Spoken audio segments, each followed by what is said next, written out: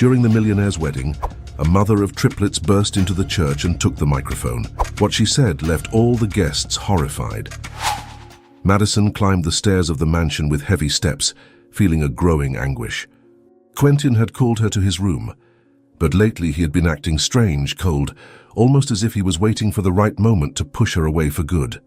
She had worked in that house for years, but the relationship they kept secret now seemed distant.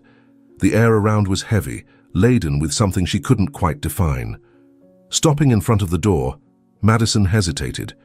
She always knocked twice as if it were a ritual that connected them in some way, but that night, even the simple gesture seemed fraught with uncertainty. What's happening to him?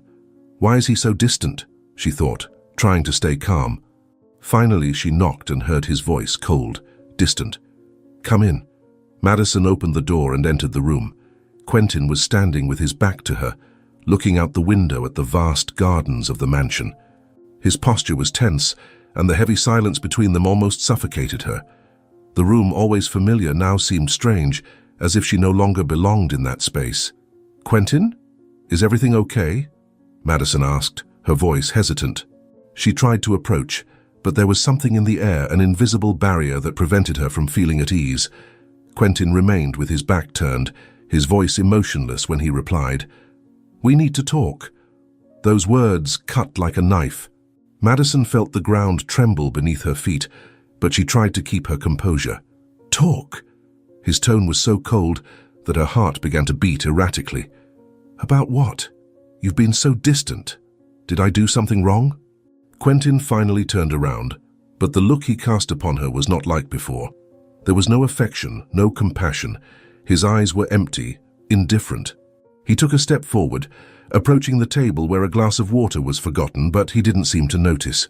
"Madison, this is enough," he said, without beating around the bush. "I can't continue with this." His words fell upon her like an avalanche. "Enough?" Madison's mind was spinning. She felt panic rising in her throat, but she needed to understand. "What do you mean, Quentin? What's going on? You don't want to see me anymore?" she asked nervously. Quentin ran his hand over his face, clearly irritated. "This should never have happened. I got involved with you out of loneliness.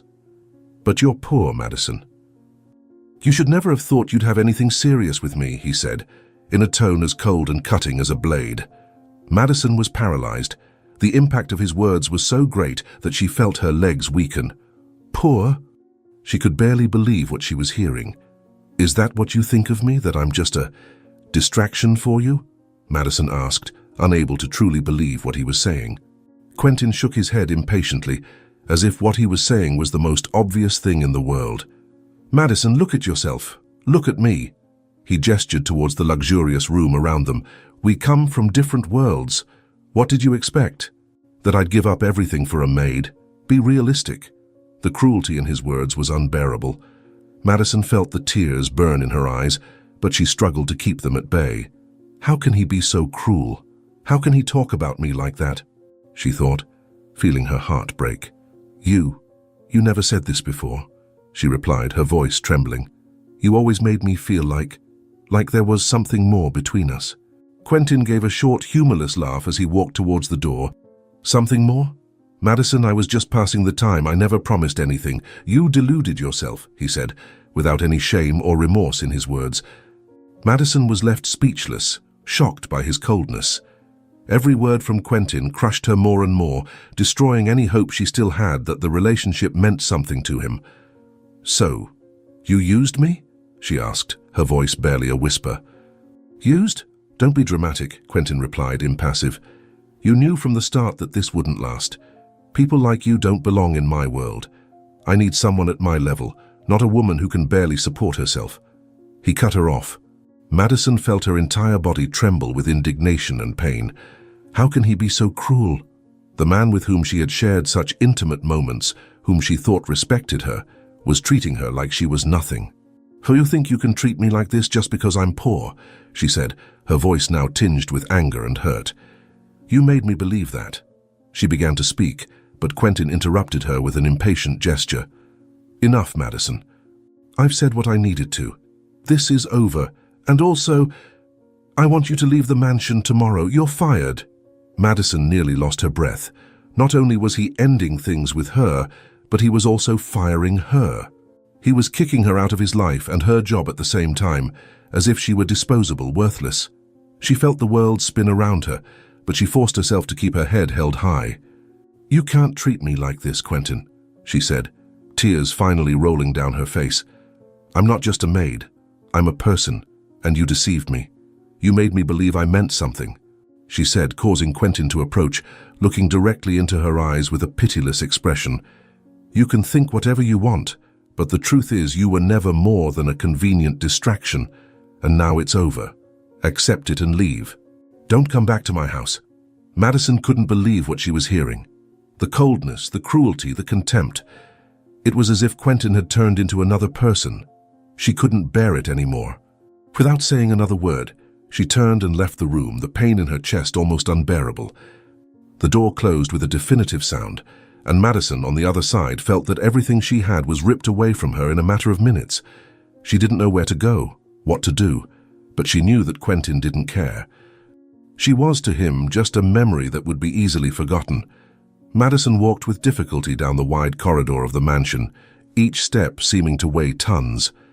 Her shoulders were hunched, not by the weight of her tattered backpack, but by the invisible burden that Quentin had placed on her with his cruel words. Her mind spun incessantly, reliving every phrase, every cold look. The relationship she believed held some meaning had been reduced to nothing, and now she was nothing more than an unemployed, directionless maid. "I was just a distraction, just a passing amusement," she thought, her chest tightening. Everything they had lived, every moment they had secretly shared, now seemed like a cruel illusion. Quentin saw in her nothing more than a poor, unimportant woman. Madison wondered how she had been so blind. How could I have let myself be so deceived? She reached the small room she occupied in the service area of the mansion, where she kept her belongings. The walls, once familiar, now seemed suffocating, as if everything there was a reminder of her insignificant place in Quentin's life. She sat on the bed for a moment, unable to hold back the weight of the tears that began to flow. "I can't believe it all ended like this. He cast me aside like I was nothing," she murmured to herself as she put her few belongings in her backpack. Every movement seemed mechanically painful. There weren't many possessions, just the bare necessities for someone who lived to work and survive. When she stood up and looked at that small space for the last time, Madison felt something inside her break completely. Everything she had been ripped away in a matter of minutes. The way Quentin had scorned her, calling her poor, as if her life held no value. It was something she would never forget. But at the same time, she didn't want to leave without at least trying to understand why. "I need to get back up.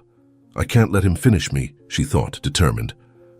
Even though she knew he had already made it clear that he no longer wanted her, something inside her cried out for a better explanation, something beyond those cruel words. With her backpack on, she went back up the stairs, each step a monumental effort. Her thoughts were jumbled, her mind unable to process what would happen after she walked out that door. She stopped in front of Quentin's office door, hesitating for a second before knocking. Silence. She knocked again, louder this time, and then heard footsteps behind the door. But when the door opened, it wasn't Quentin who appeared. One of the other mansion employees was there, looking at her with an expression that was a mixture of pity and discomfort. "Mr. Quentin asked not to be disturbed," he said firmly, but with a look that made it clear he knew what had happened. Madison tried to argue, but the man shook his head, blocking the entrance. "He said he's made his decision. There's no point in insisting." She felt a lump form in her throat, but knew it was no use to insist. "He doesn't even want to hear me." Not a word.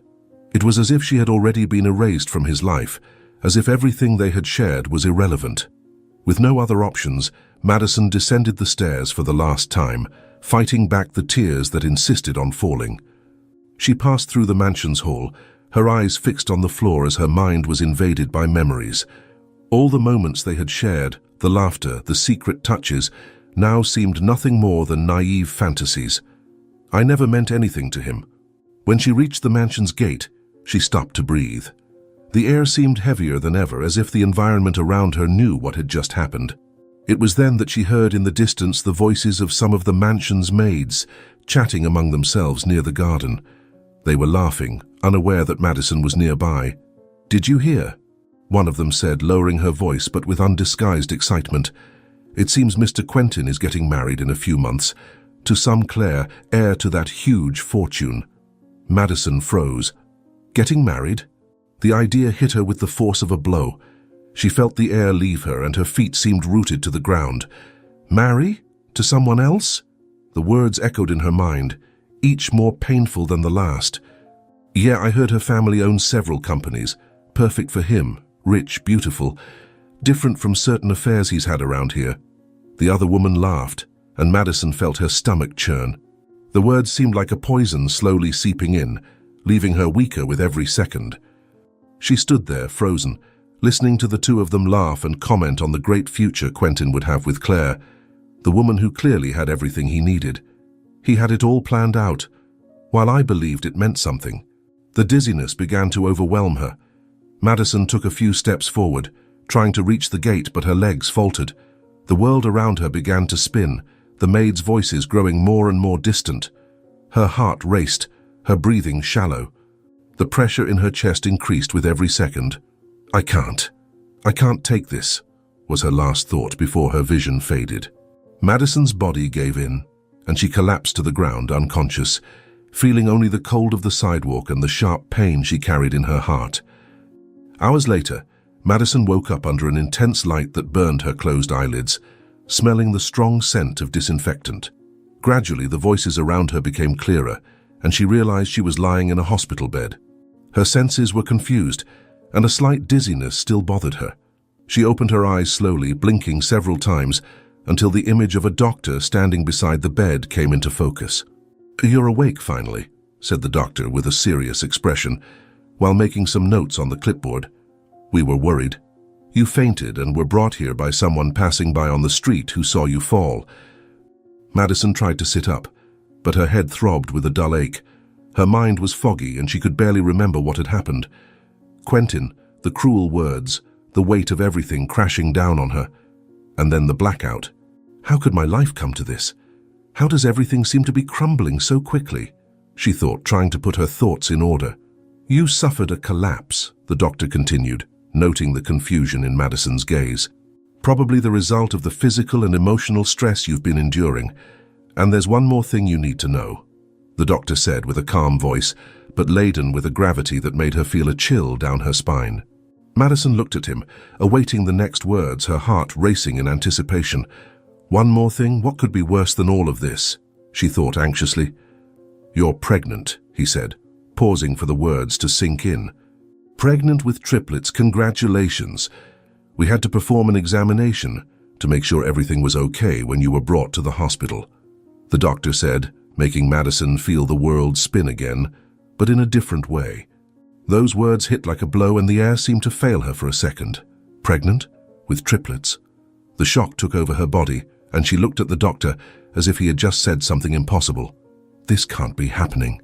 This can't be true," said Madison, her voice coming out weaker than she intended. "Triplets? How can that be? I didn't even know." She lay back down on the bed, as if her body had given up fighting against the weight of that new reality. "It's true," the doctor confirmed, looking at her with compassion. "The tests confirm it, but your pregnancy is high risk, especially considering the conditions you're in. You'll need constant care and medical monitoring." Madison's mind was a mess. Quentin, the firing, the contempt, the fact that she had been thrown away as if she were nothing. And now this. She was pregnant with 3 children. How am I going to deal with this? How will I survive? I'm alone. The thought weighed on her chest like an anchor, sinking her further into despair. "You'll need rest, a lot of medical attention," the doctor continued, his voice sounding distant as she processed everything. "Your health and that of the babies depends on proper care, and being triplets, the risk is even greater," the doctor carefully explained. Madison squeezed her eyes shut, fighting to hold back tears. All she could think about was how Quentin had despised her and how now, ironically, she was carrying his children. He'll never know. He can't know, she thought, anger and despair mixing into a silent pain. He would never care. "I don't know what to do," Madison whispered, unable to contain the confusion in her voice. I have no one. I have no way to pay for this care. I got fired, she said, her voice choked with nervousness. The doctor paused, clearly not knowing what to say to comfort her. He had heard many stories of people in desperate situations, but Madison's case was particularly cruel. You'll need support. This isn't something you can face alone, he said, in an attempt to soften the harshness of the truth.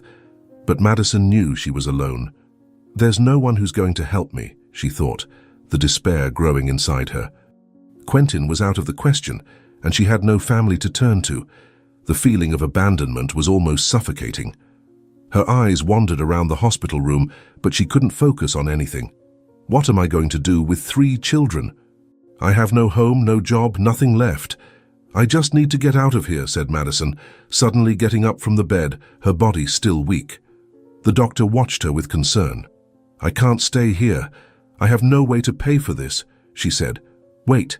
If you leave now without proper care, you risk harming the pregnancy. It's dangerous, Madison. The doctor tried to intervene, but she was already determined. But nothing he said would change what she already knew. Madison had no choice. She couldn't pay for the care. She couldn't rely on anyone, and above all, she couldn't afford to stand still. If I don't do anything, who's going to take care of these babies? I'm alone. I have to find a way to give a decent life to my children, she thought, feeling the panic build up. Without saying anything else, she put on her clothes, ignoring the doctor's worried look.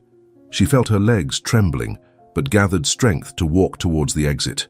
Each step was a reminder of the weight she now carried. Not just a shattered life, but 3 lives growing inside her. 3 children. 3 lives now depend on me. I need to sort out my life. I need to give a future to my children, she thought nervously. When she reached the hospital door, the cold night wind hit her face, bringing her back to reality with cruel intensity. She stopped for a moment, looking around, as if seeking some answer in the emptiness of the deserted street. And now? Where do I go? The question echoed in her mind, but there was no answer. With a trembling hand, she clutched the strap of her backpack, which now seemed heavier than ever. The feeling of being lost and hopeless began to take over her. The future looked bleak, and for the first time in her life, Madison really didn't know what to do next. No money, no job, and 3 children on the way. How will I survive? Madison walked the deserted streets, the cold wind cutting her face and making her skin prickle. The feeling of abandonment and helplessness was overwhelming. She clutched the backpack against her body, trying to cling to the only thing that seemed concrete at that moment. Her mind was clouded with unanswered questions and a growing fear. How will I support these babies alone? How will I survive? The only certainty she had was that she couldn't go back to Quentin, not after the contempt he had shown her. 6 months later, and the reality of the pregnancy was becoming increasingly difficult to ignore. Madison's belly was beginning to visibly grow, and with it came the difficulties. With no money and no steady job, she made do as best she could. She picked up temporary jobs wherever she could find them, cleaning houses, doing other people's laundry, or even selling a few small belongings to get some cash. But it was barely enough to sustain herself, let alone think about the babies that were to come. What else can I do? Madison mumbled to herself as she scrubbed the floor of a modest house where she had landed a one-day cleaning job. The pain in her back was constant, and the physical exertion was starting to take its toll. Every day is getting harder. How will I keep going like this? She straightened up for a moment, taking a deep breath to ease the pressure she felt on her belly. Her triplets were moving restlessly, as if sensing the tension in her body. Madison continued her work, day after day, clinging to the hope that every penny would help her prepare something for her children. But as the pregnancy progressed, her body began to show signs of exhaustion. Weakness set in more frequently, and sometimes dizziness caught her by surprise. Still, she had no choice but to keep going. I have to hold on. For them. But the doubt still lingered in her mind, even as she tried to convince herself that she could endure more. At the end of a particularly tiring day, she sat down on a small chair in the corner of the cramped room she was renting. It was all she could afford with the little she had saved, and the conditions were far from ideal. The summer heat made the environment suffocating, and Madison fanned herself with an old magazine, trying to cool off as she felt her body heavy and tired. Will I be able to give them the bare minimum? How will I take care of 3 children alone? She thought about Quentin sometimes, but her wounded pride prevented her from even considering asking for his help. He abandoned me. He discarded me without a second thought. I'm not going to beg for anything. His words, calling her poor and insignificant, still echoed in her head. The contempt in his eyes prevented her from seeking any kind of support. She couldn't go back. She didn't want to depend on someone who had humiliated her. As the days went by, the situation worsened. The cleaning work, which she had previously been able to do with some effort, became almost unbearable. The weight of the triplets pressed on her spine. The nausea returned with force, and the weakness seemed more and more constant. I don't know how much longer I can take this, she thought, as she finished another day of exhausting work, her hands trembling with fatigue. Every step she took seemed like a superhuman effort. That night, after another day of work, Madison lay down in bed, but the discomfort prevented her from sleeping. She tossed and turned, trying to find a position that would relieve the pressure on her back and the constant pain in her swollen feet. Everything is getting harder, but I have to keep going. Her thoughts swirled and despair seemed to suffocate her. How will I get enough to give them what they need? I have nothing. The heat of the small house and the lack of air made her get up in the middle of the night. She walked to the window, her body trembling, feeling weaker and weaker. The feeling of helplessness and loneliness was overwhelming. As she looked out at the dark, deserted street, a sharp pain made her stop suddenly, a strong pressure in the lower abdomen. No. What is this? The pain was so intense that her legs gave way, and Madison had to hold on to the wall to keep from falling. I can't be going into labor now. It's too early. She gasped, trying to breathe deeply to control the pain. But the pressure kept building, stronger and stronger. Her body was fighting against itself, and she knew something was very wrong. Is this the end? Is something wrong with the babies? Anxiety began to mingle with panic. Madison tried to reach for her phone on the bedside table, but the pain caused her to fall to her knees on the floor, unable to move. I need help. I need to get to the hospital, she thought, her heart racing. Her hands were trembling as she grabbed her phone and tried to dial the emergency service. The pain was excruciating, and her body seemed to be collapsing. The following minutes became a blur of pain, fear, and despair. Madison could barely think of anything else besides the pain that seemed to be tearing her body apart from the inside. I can't lose these babies. Not now, she thought, fighting back the tears streaming down her face as she called for an ambulance. After what seemed like an eternity, the ambulance arrived, and she was placed on a stretcher. The paramedics' voices were muffled by the sound of her labored breathing. Breathe deeply. We'll get you to the hospital as quickly as possible. The words were a distant echo, but Madison fought to stay conscious. She knew every second counted. They need me. I need to survive for them. As the ambulance raced through the streets, Madison's face was covered in sweat, and her mind drifted between reality and the crushing fear. Will I lose my babies? What if I can't hold on? She squeezed her eyes shut, feeling the pain intensify. What had once been a struggle against poverty and abandonment now became a fight for her children's lives. The ambulance arrived at the hospital at high speed, its lights blinking in a blur of white and red that Madison could barely see. Her body was gripped by a sharp pain, each contraction a wave of panic that swept through her like an uncontrollable storm. The paramedics rushed her inside, racing against time. She felt on the verge of collapse, her frail, worn body trying to cope with the premature labor that had arrived far too soon. Madison tried to focus on the faces of the doctors around her, but the bright lights and the confusion of voices made everything hazy. You need to stay calm, a nurse said, holding Madison's hand. We're doing everything we can, but the babies are coming very early.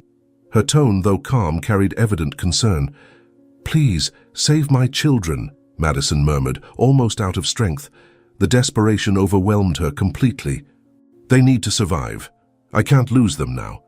The lead doctor, his expression grave, looked at Madison as he checked her vital signs. Your babies are extremely premature, and that means there will be many risks. We need to start the procedure now, or we could lose all of them. His words were direct, leaving no room for illusion. Madison felt the ground crumbling beneath her feet. She was alone, about to give birth to 3 children, all with uncertain chances of survival. The physical and emotional pain brought her to the brink of collapse, but she knew she had no choice but to fight for them. I would give my life for them, if need be.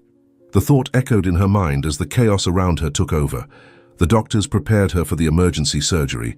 The surroundings seemed distant, as if she were watching everything from outside her own body. The heart monitor emitted a steady beep, but each time she heard it, she felt as though she was drifting further from reality. Will I be able to see them grow up? Will I even get to see them? I need a miracle. I need them to be born safely. God, please help me, help my children, they need me. Please let me survive to care for them and love them, she thought in a silent prayer as another wave of pain ripped through her abdomen. The medical team worked swiftly and precisely, but the atmosphere in the room was heavy. There was urgency in their movements, and Madison could sense the tension on everyone's faces around her. The contractions kept coming, relentless. "They're coming, Ma. Much too soon," one of the doctors said to another. "We need incubators ready for all three. Every minute counts." "I can't lose them," Madison whispered, feeling a new wave of despair wash over her. The room was spinning, and her breathing grew increasingly difficult.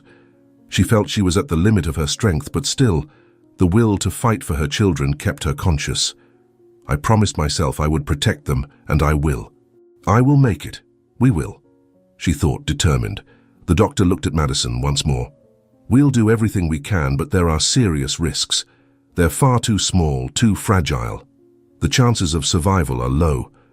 He moved closer to the operating table, preparing to begin the premature delivery. Madison felt tears slide down her face. It was in their hands now, but more than that, in the hands of a fate she couldn't control. "Please, God, let me save them. I couldn't bear to live without them." Fear consumed her thoughts, and the feeling of helplessness overwhelmed her. The labor was long and exhausting. Madison could no longer distinguish time, her thoughts fragmented between the physical pain and the fear of losing her children. The tense silence in the room was broken only by the sound of the machines and the doctor's brief commands. "Come on, we need to get them out now. I need you all to pay attention. This moment is crucial, and the lives of 3 children and 1 woman are at risk. We will do everything we can for them, for the odds are against us." The lead doctor's voice echoed through the room. Seconds later, the first baby was born, but the silence in the room was unsettling. There was no cry that Madison so longed for. Instead, the newborn was immediately taken to a team of specialists trying to stabilize him. Madison, exhausted, tried to lift her head, seeking to see her son, but the doctor gently held her back. "Stay calm. We're taking care of them." "You need to focus." "But how can I be calm?" The thought was almost impossible. She was giving birth to 3 children, and the first one wasn't crying. "Please, tell me they'll be okay," she pleaded, her voice weak. "The second one is coming," said the doctor, not taking his eyes off the procedure. Just like the first, the second baby was born in silence, being immediately taken away. Madison felt her heart tighten. Why aren't they crying? What's happening? "Please, I need my children. They have to survive, my God," she thought in panic.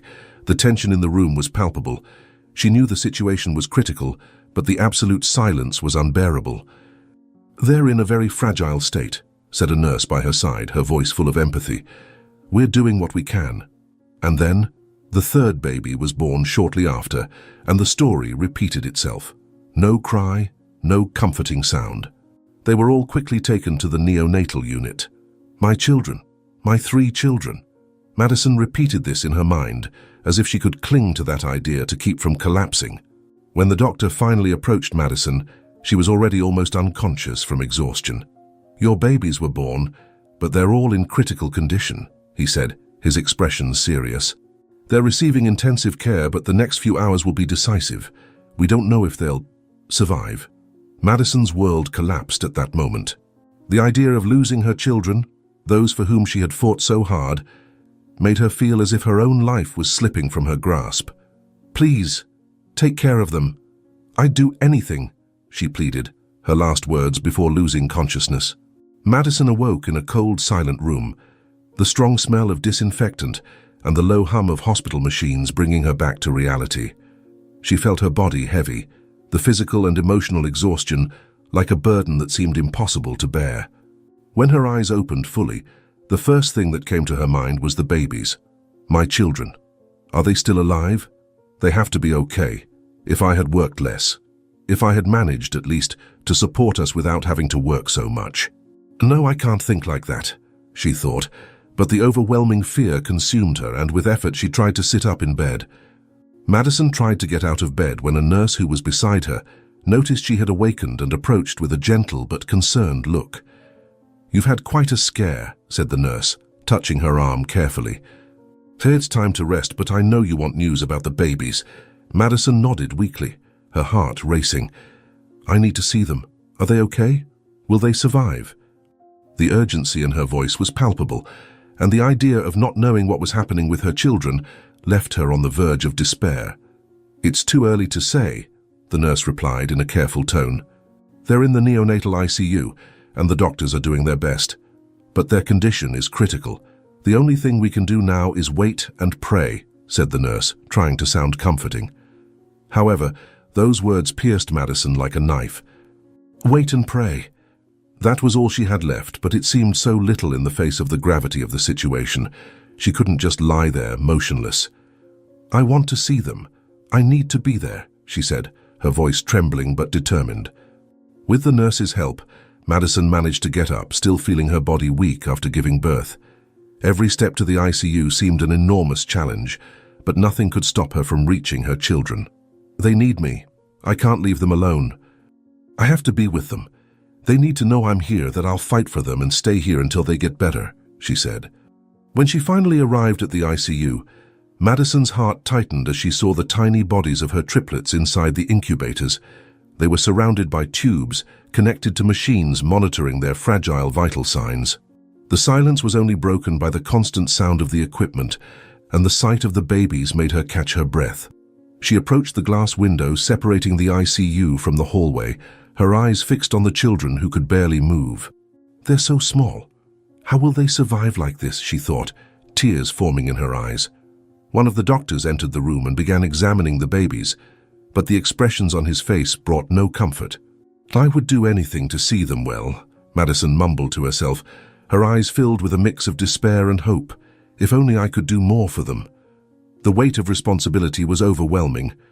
She was alone, with no money, no support, and her children were fighting for their lives. The days turned into a cycle of endless waiting. Madison barely ate or slept, sitting in the chair in the ICU hallway, her eyes always on her children. "They need to feel that I'm here, that I won't give up on them," she thought every day, feeling the sense of helplessness gnawing away at her inside. But giving up was not an option. With the passing of days, Madison began to seek a way to support herself while spending time at the hospital. Her savings had already run out, and the idea of leaving the hospital didn't even cross her mind. So she offered to work as a janitor at the hospital, doing small jobs while waiting for news about her children. "If I don't work, I won't be able to pay the bills. They need to have everything. I won't let them lack anything, even if I have to work day and night until they leave this hospital," Madison thought as she cleaned the floor of one of the corridors. Physical and emotional fatigue accompanied her with every move, but she continued, determined to fight for every penny. "It's all I can do for them now." Even weak, she felt she needed to maintain some form of control over the situation. The work was not easy. The pregnancy and recent childbirth had left Madison even more debilitated, but she continued, cleaning the hospital with the same care she had always dedicated to everything she did. "I need to stay strong," she thought, trying to ignore the back pain and fatigue that seemed to increase with each passing day. "I need to do this for them." Between the janitorial hours and the waiting moments in front of the ICU, Madison prayed silently for her children's recovery. Every time a doctor or nurse entered the ICU, her heart leapt, desperately hoping for good news. But until then, everything was uncertain. "It's still too early to say if they will survive," the doctor said once again, and the words echoed in her mind constantly. On a particularly difficult night, when Madison finally allowed herself to close her eyes for a few minutes in the hospital corridor, one of the nurses woke her urgently. "Madison," said the woman with a worried expression, "one of your babies has worsened. He is having severe respiratory complications, and the doctors will need to perform emergency surgery," she said, her voice sounding rushed due to the urgency of the situation. Madison's heart stopped for a second. Panic overtook her completely, and she stood up immediately, despite the weakness in her body. Surgery? Why? My baby. How did this happen? Is there no way to care for him without surgery? She asked with a trembling voice. Her hands were cold with sweat as she tried to process the information. The doctors are preparing now, said the nurse, placing a gentle hand on Madison's shoulder. We'll do everything possible, but it's a very delicate situation. Madison felt the world around her crumble again. I can't lose any of them. Not now, she thought, struggling against the despair that threatened to dominate her. She pressed her lips tightly, trying not to let the tears escape as she watched the medical team preparing for surgery. Minutes later, Madison sat in the small chair in the hospital corridor, her eyes fixed on the door to the operating room. Her thoughts were chaotic, and the fear of losing the baby took over every cell of her body. The environment around her seemed distant, as if the sound of people, the noise of machines, and the rapid footsteps of doctors were part of another world. All that mattered now was the tiny being fighting for life in that room. Please let him survive. I can't lose any of them, she thought, her heart tight with anguish. As she waited for news, Madison's mind wavered between hope and despair. Time seemed to drag on. Each minute that passed made her more anxious, and emotional exhaustion weighed upon her like a cloud. They promised me they would do their best, but will their best be enough? She clasped her hands in her lap, in a futile attempt to calm herself. Madison knew she needed to distract herself. She could no longer bear the agonizing weight. Every catastrophic scenario played through her worried mother's mind.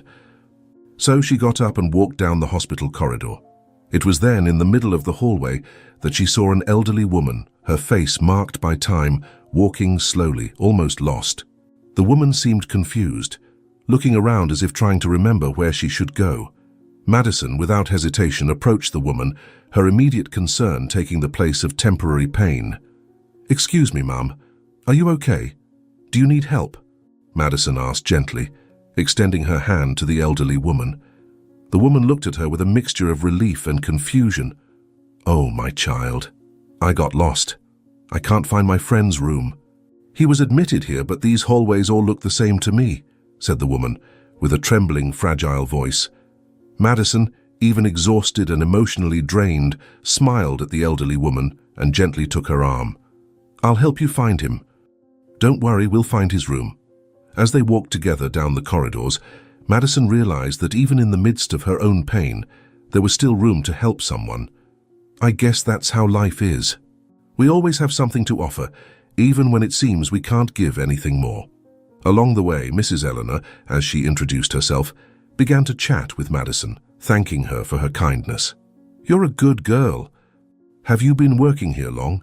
she asked, curious to see the uniform Madison was wearing. "Actually, no," Madison replied with a sigh. "I'm here because my children, triplets, are in the neonatal ICU. One of them is in surgery now. They were born very prematurely. It's difficult, but I need to do everything I can to get the money that will keep them all alive. The hospital bills can't accumulate, and I'm alone in this, but I'll do everything so they don't lack anything," she said. Lady Eleanor paused for a moment, looking deeply into Madison's eyes. "Triplets. You must be going through a storm, and you're here, working and helping a lost old woman like me. That says a lot about who you are." There was a glimmer of admiration in the lady's eyes, and for a moment Madison felt embraced by those words. "I have no choice. I have to keep going. If I stop, who will fight for them?" Madison said, her voice heavy with emotion. "They are my life now, but it's so hard. I feel alone," Madison confessed softly, and Lady Eleanor gently squeezed her hand. "Sometimes the hardest paths show us who we really are. Your strength, my child, is what will save your children. Keep going like this and don't lose hope." Eleanor's words touched something deep within Madison, and for a moment she allowed herself to feel a little hope. After helping Lady Eleanor find her friend's room, Madison returned to the ICU. The hours following the surgery were pure tension for Madison. She spent every second in front of the ICU, watching doctors come and go, unable to stop thinking about everything that was at stake. The baby's surgery, a delicate procedure, had been necessary to save his life, but the risks were still enormous. Did they make it? Will my son survive? The thought consumed her, bringing with it a mixture of hope and despair. Finally, after what seemed like an eternity, the doctor in charge of the surgery appeared in the hallway. Madison's heart raced as he approached. The doctor's face was difficult to read, but there was a calmness in his expression that brought a small spark of relief. "Madison," he began, with a firm yet compassionate voice, "the surgery was complicated, but we managed to stabilize your baby. Now he's under observation, and there's still a lot to monitor in the next few hours, but for now he's out of danger." Madison let out a deep sigh, as if she had been holding her breath for days. The tears welling up in her eyes this time were not of fear, but of immense gratitude. "My baby is alive. He survived." The sense of relief was so great that her legs almost gave way. "I don't even know how to thank you," Madison said, her voice trembling. Thank you for saving my son." The words escaped her mouth between sobs of relief, and she held her trembling hands before her chest, as in a prayer. The doctor, with a slight smile on his lips, nodded. "We're doing our best, Madison, but remember that the recovery process will be long. He's still very small, and he'll need intensive care for the next few weeks. He'll be okay. He'll survive." "I need to believe that," Madison thought as she watched the doctor walk away. Her heart was still heavy, but now there was hope, a light at the end of the tunnel. She knew the path would be arduous, but at that moment, knowing that her son had made it through the surgery was enough to renew her strength. Madison sat back down in the ICU chair, looking through the glass. The 3 tiny bodies inside the incubators were her reason for living, and now she felt an even greater determination to keep fighting. "They are strong, and I need to be too," she thought. "Now, more than ever, I can't give up." The next morning, after another sleepless night, Madison went to the neonatal ICU to check on the baby's condition. The hours dragged on, and the wait was agonizing. She could barely think of anything other than the surgery and the triplets' critical condition. If only there was something I could do. Something other than wait. It was then that one of the hospital nurses called out to her, handing her an envelope. "Madison, this was left for you by a visitor yesterday," she said with a warm smile.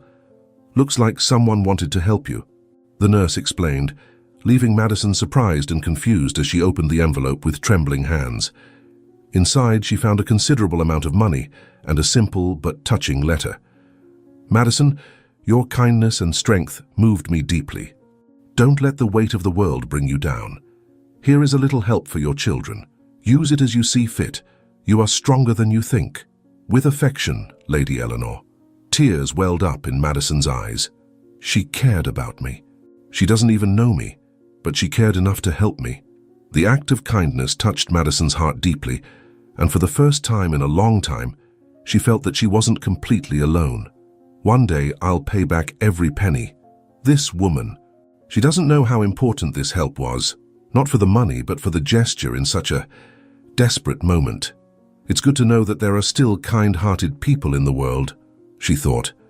With the money she received, Madison was able to pay part of the medical costs for the baby's surgery, and as she looked at her children through the glass of the ICU, something within her changed.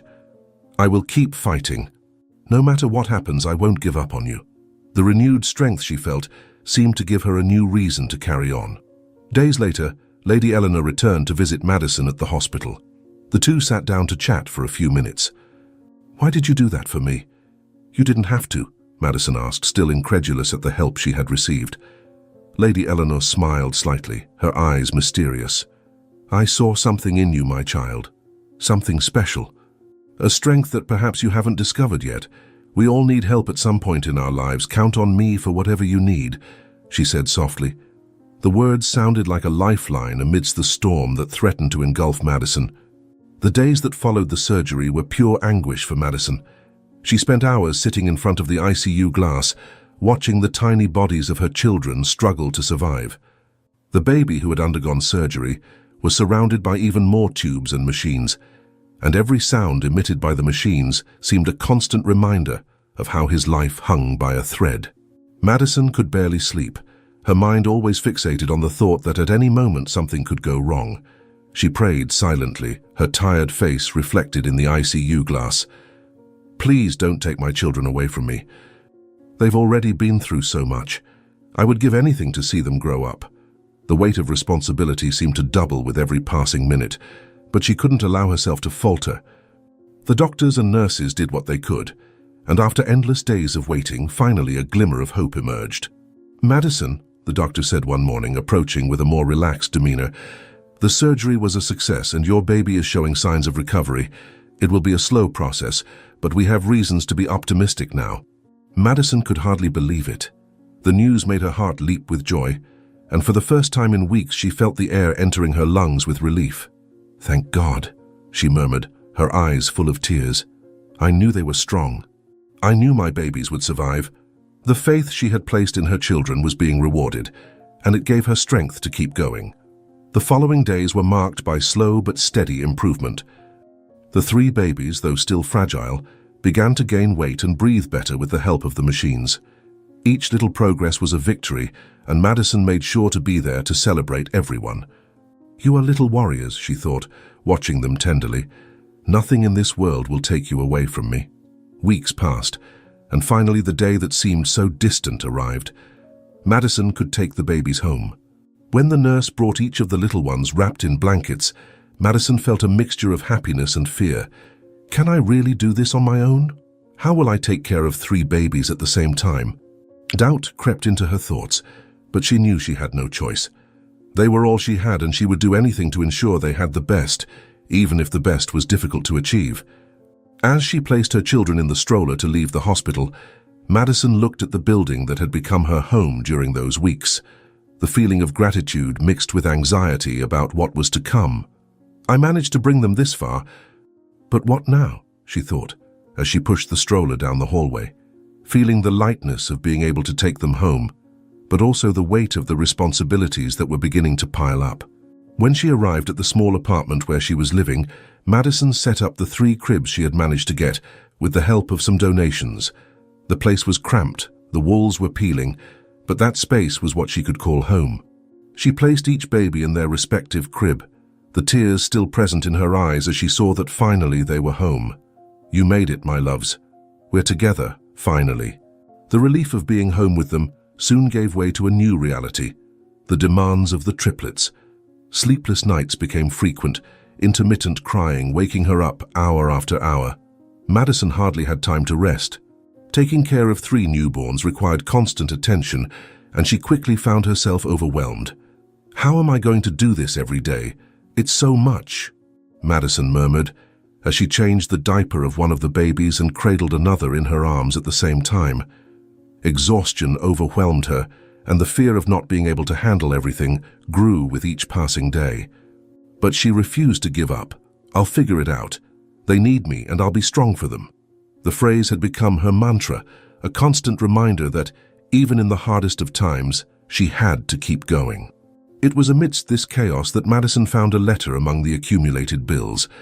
The envelope bore the seal of the hospital, and her heart raced as she opened it. "What will it be now?" she thought, as she tore the paper with trembling fingers. Inside, a cold and impersonal notification informed her that the medical costs of the debt with the hospital were already far beyond what she could afford. To make matters worse, the rent for her apartment was overdue, and the landlord had already threatened to evict her. "I can't believe this. How am I going to pay for all of this?" Tears began streaming down her face as she read the last lines of the letter. The threat of eviction was imminent, and the medical debts were frightening. "How am I going to handle all of this? How am I going to keep a roof over my children's heads?" The pressure in her chest grew, and despair began to suffocate her. She had already fought so hard, and now it seemed that all the progress was about to crumble again. Madison held the letter tightly, feeling the texture of the paper crumple under her fingers. "I've fought so hard. This can't end like this," she thought, as she looked at her children, sleeping peacefully in their cribs. They had fought to survive, and she had promised herself that she would do whatever it took to protect them. But now, with debts mounting and the threat of losing her home looming over her head, she wondered how she would manage to continue. Quentin was in the main hall of the mansion, observing the frenzy of activities as the crew prepared for the upcoming wedding. He tried to focus on the details, the flowers arranged in impeccable arrangements, the glistening chandeliers that seemed to dazzle the ambiance with their brilliance. However, his mind was distant, enveloped in a strange feeling of discomfort that he couldn't shake off. Why am I not happy? This should be one of the best moments of my life, he thought, as he saw Claire cross the hall with her clipboard, dispensing orders with the same precision with which she calculated every penny of the ceremony. She stopped in front of a young employee who, in a hurry, was adjusting the tablecloth on one of the tables. "Are you kidding my patience?" Claire fired, her voice cutting and full of impatience. The girl with trembling hands tried to answer something, but was abruptly interrupted. "I ordered the most expensive silk tablecloths, and you show up with this cheap thing. Do you think this is just any party?" Claire advanced towards the young woman, her face severe and her eyes full of disdain. The employee stammered, trying to explain that she was following the instructions she had been given. "I don't want to hear excuses." "Do your job right or get out of here now," Claire shouted, making the girl shrink in shame. Everyone around stopped for a moment, watching the uncomfortable scene, but soon returned to their tasks, trying to avoid the confrontation. Quentin watched it all in silence, his stomach churning. The way Claire treated the employee struck him in a way he didn't expect. Why does this bother me so much? Claire's harsh voice echoed in his mind, and suddenly he was taken back to the moment when he himself had treated someone in a similar way. Madison. He clearly remembered how he despised her, how he pushed her away without caring about her feelings, focused only on his own pride and position. A wave of guilt invaded him. Quentin had always believed he did the right thing in walking away from Madison, thinking she didn't fit into his world. But now, seeing Claire humiliate someone else in the same way, something inside him changed. I was cruel. And why?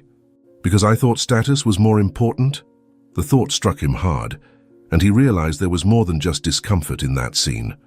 Claire, still irritated, approached him without noticing Quentin's pensive expression. "These people don't know how to do anything right. I think I'm going to have to review the whole team," she huffed, still clearly annoyed with the young employee. Quentin remained silent for a few seconds before responding, trying to choose his words carefully.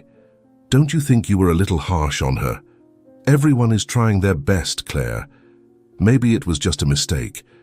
His voice was calm, but there was a firmness he didn't usually show. Claire looked at him with an expression of disbelief. "Harsh? Quentin, this is our wedding. We can't let mistakes like this ruin everything. We're not talking about a small gathering of friends. We're talking about the event of the year." She rolled her eyes as if Quentin's concern was completely absurd. He took a deep breath, feeling the discomfort increase. Event of the year? Is that all that matters to her? He thought, beginning to realize that Claire's view of the wedding was completely different from his. More and more he saw how she was obsessed with the details and with what others would think, as if the wedding was just an opportunity to display status and wealth. In the days that followed, Quentin couldn't shake the feeling that something was wrong. Claire spoke incessantly about the costs of the ceremony, about how everything had to be perfect to impress the guests. "We need to add more exotic flowers, and I've decided to change the buffet to something more sophisticated. Of course, it will cost twice as much, but it will be unforgettable," she said without even looking at him as she made new notes on her clipboard. Quentin began to question whether she really cared about the wedding itself, or just the image it would bring. Every conversation seemed to revolve around money, appearances, and how the wedding would benefit them socially. When did we start talking only about money? He wondered more and more. He could no longer ignore the growing disconnect between them. One night, as they dined in silence, Claire finally broke the ice, excited about something Quentin still didn't understand. "I was talking to the company people today, and guess what? Our wedding is going to bring a big financial deal with one of the family's biggest investors. The wedding will put us on a new level," she said, as if it were the most important news in the world. Quentin froze, the fork still suspended in the air. "A financial deal?" He looked at her for a few moments, trying to process what he had just heard. The wedding, which he imagined to be a meaningful union, a commitment of love and companionship, now seemed to be just another step for Claire to climb the social and financial ladder. Are you serious?" he asked, his voice deeper than he intended. "You see our wedding as a financial deal?" Claire didn't notice the seriousness in his voice. "Of course. This is great for us, Quentin. We're going to strengthen our business ties, and our position in the market is going to improve considerably. Isn't that what all-powerful couples do?" Her words fell on Quentin like a cold storm. Everything made sense now. The obsession with details, the exorbitant expenses, the need for perfection. "She's more concerned with money and image than with what we should be building together," he thought, feeling a wave of sadness take over him. Madison was sitting on the small living room sofa, the triplets finally asleep in makeshift cribs in the corner of the room. She stared at the piles of bills on the coffee table, and the weight of the world seemed to press on her chest with every passing second. Her eyes burned with exhaustion, but sleep was not an option. How am I going to pay the rent? The medical bills? I can't lose this house, not with the babies so fragile. She took deep breaths, trying to stay calm, but despair tightened like a noose around her heart. It was at that moment that a loud knock echoed through the house. Madison rose quickly, a sense of dread invading her. She sensed who it was before opening the door. The landlord, a man known for being ruthless and dangerous, had been demanding the overdue rent for days. She slowly opened the door, and there he stood, tall and imposing, with cold, uncaring eyes. "You know why I'm here," said the man, his voice deep and cutting. "The rent is weeks late, Madison. I can't wait any longer." Madison tried to speak, but her voice failed her for a second. "If I explain that I need more time, will he understand?" She knew it was a useless hope, but she had no other choice. I just need a few more days. The babies are still recovering from the hospital. I can't pay everything right now. I started working at the hospital where they were admitted. I'm saving up the money to pay," she said, her voice trembling as she gripped the door to stay on her feet. The man looked at her with disdain, crossing his arms. "Days? I gave you days. I gave you weeks. And what did you do? Nothing. Tomorrow, either you pay what you owe, or you'll be out on the street with those babies." "I'm no longer interested in your excuses," he said ruthlessly, as he pointed inside the house with a look of contempt. "This is already more than you can handle. I want the money or you're out, no negotiations. You should be thanking me for not doing something worse," he said with a veiled tone of threat. Madison felt the ground give way beneath her feet. He wasn't joking. She looked at the triplets, who slept unaware of the nightmare about to unfold. "I can't let him put us out on the street, not with them like this. I'd give anything to protect my children," she thought, feeling tears threaten to fall. But she knew she couldn't show weakness in that moment. "I'll get the money," she said, her voice sounding firmer than she expected. "Please, just give me one more day. I swear I'll sort this out." The man shook his head with a cynical smile. "One day, tomorrow I'll be back. If the money isn't in my hand, you're out." And with those words he turned and left, leaving Madison alone with the door still ajar, the echo of the pending threat lingering in the air. With nowhere else to go, Madison retreated, observing the grandeur of the decoration around her. "While I'm desperate, struggling to survive with my children, he's preparing for a lavish wedding." The thought gnawed at her from the inside, and the overwhelming reality of her situation made her feel more lost than ever. She left the mansion, but not before etching every detail of the decor into her memory. "It's tomorrow," she thought, feeling a huge weight on her chest. "I have to do something before it's too late." The next day, the church was lavishly decorated, with expensive flowers adorning every corner, delicate lights hanging from the ceiling, and richly dressed guests occupying the pews, eagerly awaiting the start of the ceremony.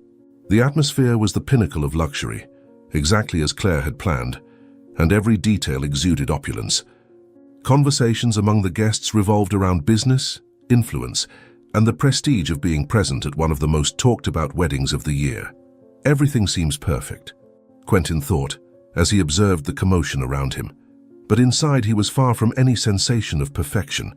He was positioned at the altar, impeccably dressed, but the weight on his chest seemed to increase with every minute. "Why do I feel this way? This is supposed to be the most important day of my life, and all I can think about is Madison." He felt his hands sweating under the silk gloves, and his mind wandered to the last time he had seen her, remembering the cruel words he had said. Since then, something inside him hadn't been right, and doubt gnawed at his heart. Claire, radiant in her custom-made wedding dress, was by his side, smiling with a confidence that contrasted sharply with Quentin's restlessness. She seemed enchanted by the grandeur of the ceremony, and everything was exactly as she had always dreamed. Finally, we're going to have a party so majestic that it will stop the city. Today is the day everyone will remember forever, she whispered in his ear as the guests took their seats. Quentin nodded, but her words sounded distant to him.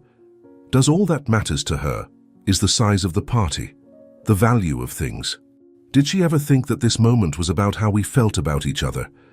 The question kept spinning in his mind, and as he looked at Claire, he wondered when their relationship had become more about image than feeling. The ceremony began. The soft sound of the organ filled the church, and all eyes were on the couple at the altar. Quentin looked ahead, but his mind was elsewhere. Why can't I stop thinking about Madison? What happened to her? Is this marriage a mistake? He thought, desperate. When the priest began speaking about the commitment of marriage, the words seemed to echo in Quentin's mind, as if they had another meaning. What binds a man and a woman is respect, love, and truth. Respect, love, truth, Quentin thought. He realized that these values were not present in his relationship with Claire, and that tormented him even more. Was he about to unite his life with someone for completely the wrong reasons? In the middle of the ceremony, as the priest spoke about the promises each should make to the other, Quentin heard the distant sound of the church doors opening.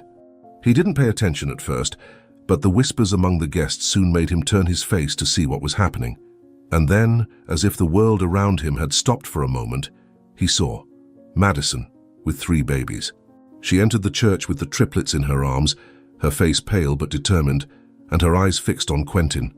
The murmurs among the guests grew louder, all shocked by the sight of the woman entering there, with simple clothes that didn't match the setting, without an invitation, and with 3 small babies. The grand and controlled atmosphere of the ceremony was interrupted by that unexpected moment, and for Quentin, time seemed to freeze. What's happening? Who are these children? Why is Madison here? Quentin's heart raced. He couldn't believe what he was seeing, and a mixture of surprise, guilt, and fear overwhelmed him. Memories of the past, of everything he had done to her, of how he had pushed her out of his life, came flooding back like a hurricane, completely destabilizing him. Claire, realizing the growing murmur and seeing Madison standing at the door, looked at Quentin in confusion. "Who is that woman?" she hissed through clenched teeth, trying to maintain her composure, but the irritation was visible in her eyes. "What is she doing here?" Quentin didn't answer. He couldn't. His mind was completely focused on Madison, and every step she took toward the altar seemed a silent judgment of his choices. He knew what was coming, but had no idea how to deal with it.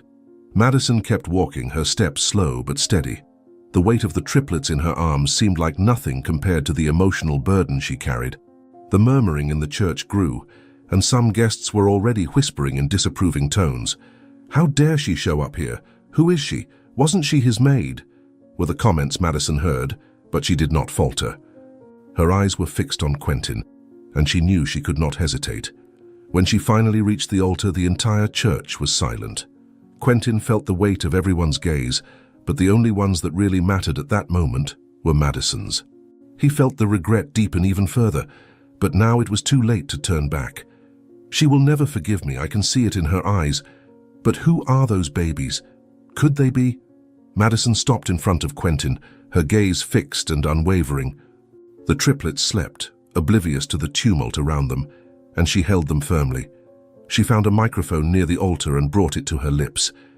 "These are your children, Quentin," she said, her voice firm but laced with pain. "You abandoned me. But you cannot ignore what you did. They are yours." The church erupted in murmurs again, and Quentin felt the world crumbling around him. Each word from Madison was like a blow, a reminder of every time he rejected her, treated her as if she didn't matter. And now she was there, revealing her truth before everyone, in the midst of the marriage he was about to enter. I'm a father. What have I done?" he asked himself, trying to concentrate on what Madison was saying, but his mind was in panic. Madison stood before Quentin, microphone in hand, the sound of her voice reverberating through the church. The guests, previously restless, plunged into a heavy silence. Quentin, his face pale and his gaze fixed on the innocent triplets sleeping in Madison's arms, seemed on the verge of collapse. His mind spun, trying to process everything that was happening. How is this possible? I'm a father. Why is she doing this now? The questions flooded his mind, but he couldn't muster the strength to react. Madison took a deep breath, trying to control the wave of emotions that threatened to overwhelm her. She had waited so long for this moment. But now, there, with all those eyes on her, the pain was crushing. I need to be strong. For them, she thought, looking at the babies in her arms.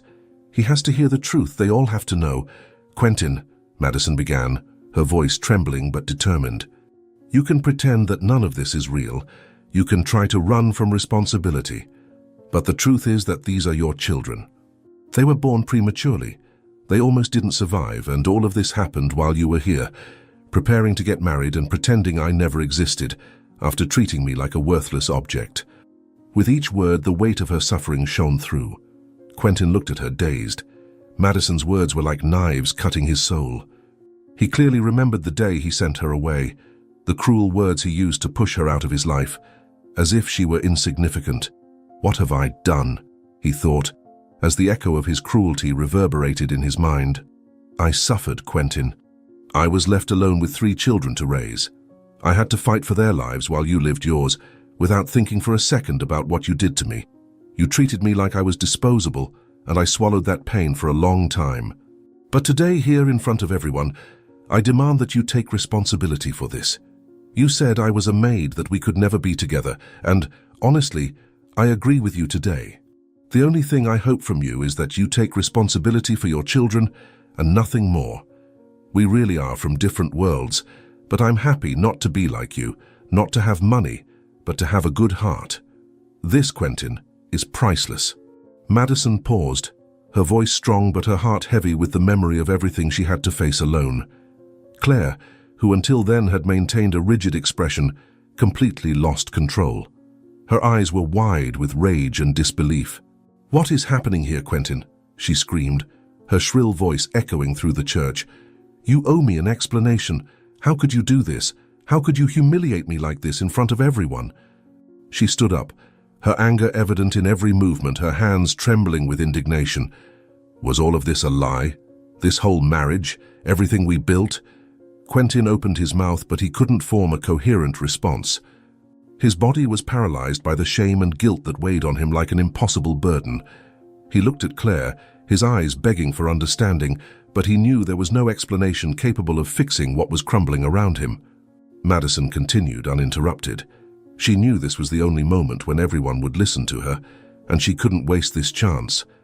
I brought the medical records, she said, raising a folder that was in the bag slung over her shoulder. Here is the proof that you are the father of these children. You can try to run from the truth, Quentin, but you cannot deny it. She approached the altar, walking towards Quentin with an impressive firmness.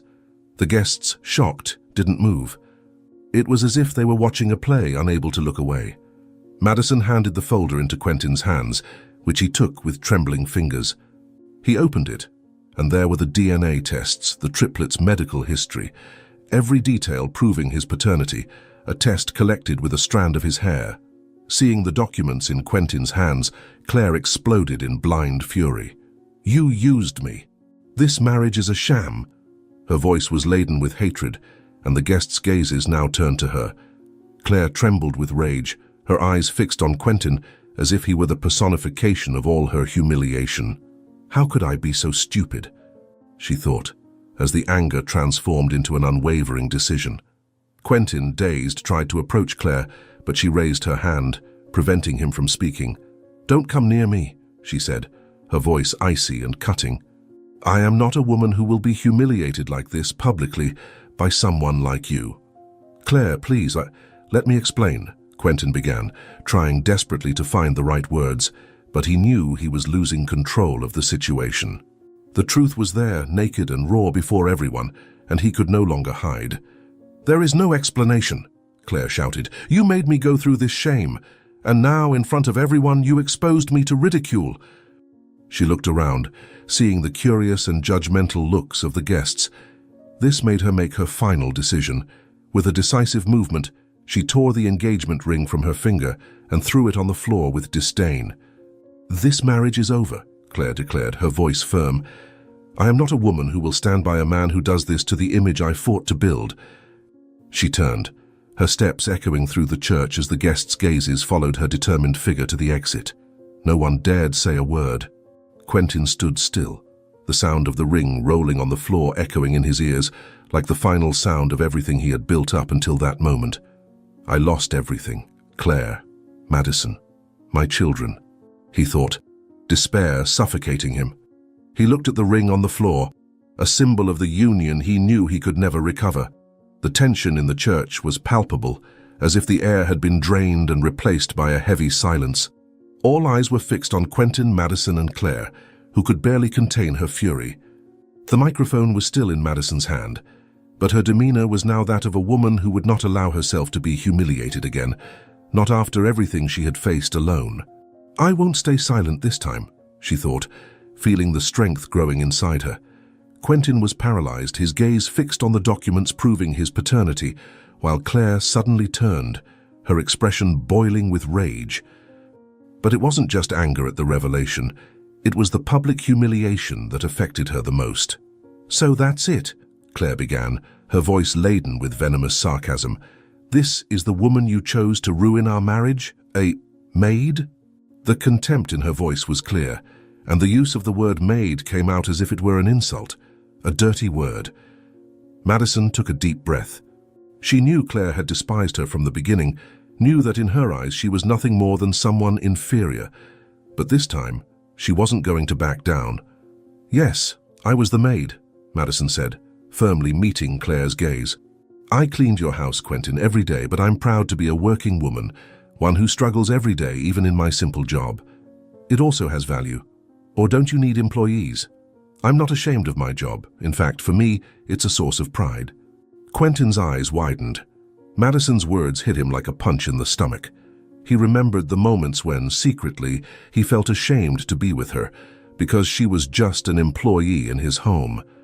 And now, hearing that, he felt an overwhelming wave of guilt. "I was ashamed of someone who only showed me love. What have I done?" he thought, unable to move. Claire, however, didn't let it go. "Shame. You should." "Look at you," she said, pointing at Madison with disdain. "You're nothing but a desperate woman trying to cling to any crumb Quentin can give you. You came here to my ceremony with those children, to tarnish the most important day of my life. That's pathetic." Madison felt the anger growing inside her, but instead of letting the anger dominate her, she used Claire's words against her. "Pathetic? You know, I used to stay quiet and accept being diminished. I won't do that anymore," she said in a calm but sharp tone. "Pathetic is someone who only cares about status, who is more interested in money and appearance than in love or respect. You think this marriage is the most important day of your life, but it's not for what it should be. You only want what Quentin represents: power, money. But you know what's really pathetic, Claire? I, the maid, am the only person in this church who has ever truly loved Quentin for who he is, not for what he can offer you. But I don't want him anymore. Go ahead with the ceremony if you want. I don't care. I just want him to do what needs to be done regarding his obligations as a father." The blow was precise. Claire was left speechless for a moment, her cheeks blushing with anger and shame. She opened her mouth to retort, but Madison's words hit her with such force that all she could do was look at Quentin with a mixture of disgust and frustration. Madison didn't finish. "I'm not going to be humiliated by someone who never knew what it was to work for real, someone who never had to fight for something that really mattered." She looked directly at Claire, and then at Quentin. "I fought for the life of these children, while you, Quentin, abandoned me. You were ashamed of me because I was just a maid. You cared more about what others thought than about what you really felt. And now, look where we are. You two are made for each other." The guests remained silent, absorbing every word said by Madison. The discomfort was evident in their looks, and people whispered among themselves. Quentin, dazed, was still trying to process the impact of the words. "I did this. I allowed things to reach this point." Claire, realizing that the attention was now against her, tried to turn the situation around. "You're a bitter woman, Madison, and you'll end up alone with nothing while Quentin and I will still have everything," she said, and Madison laughed, but not with joy, but with exhaustion. "Alone? Claire, I've already been alone. I faced the worst days of my life with no one by my side. But I have something you'll never have. I have my children, and they are my strength. They are all the love, the owners of my heart. And as for you, you can keep the money, the status, because in the end, that's all you have left." Claire lost control. "This ends now," she screamed, ripping the engagement ring off her finger. With a dramatic motion, she threw the ring to the floor, the metallic sound echoing through the church. "I'm not going to marry a man who humiliates me in front of everyone." She looked at Quentin one last time with contempt, before turning and leaving the church, the shocked looks of the guests following her. Quentin tried to say something, but the words wouldn't come out. He stood still, looking at the ring on the floor, feeling the weight of his choices. "What have I done with my life? How did I get to this point?" he thought, still processing the reality that now lay before him. Claire had left him, but the humiliation wasn't the worst. It was the fact that everything Madison had said was true, and he knew it was too late to go back. Quentin stood for long minutes, watching the ring tossed on the floor, the metallic sound still echoing in his mind, as a reminder of the disaster that had just happened. The church was now silent, the murmurs of the guests just a distant sound that he could barely process. "How did I get to this point? I lost everything. Claire, Madison, my children." The weight of Madison's words still tightened his chest, and for the first time, he began to understand the true extent of his mistakes. Without saying a word, Quentin headed for the church exit, asking Madison to accompany him. He felt the disapproving and judgmental looks of the guests following him. Outside, the cool night breeze hit him, but it did nothing to alleviate the chaos in his mind. Madison, on the other hand, had an unwavering determination. When she saw Quentin approach, her body stiffened, and the hatred she thought she had controlled resurfaced. He stopped a few meters away from her, his eyes tired and full of regret. Is he going to try to apologize? Does he think he can fix everything with empty words? Madison thought, clutching her children to her chest. "Madison," Quentin began, his voice low, almost a whisper. I don't even know where to begin." He looked at her, trying to find a shred of empathy in her eyes, but all he found was the same hardness he had caused. "I did everything wrong. I was wrong with you. Wrong with them.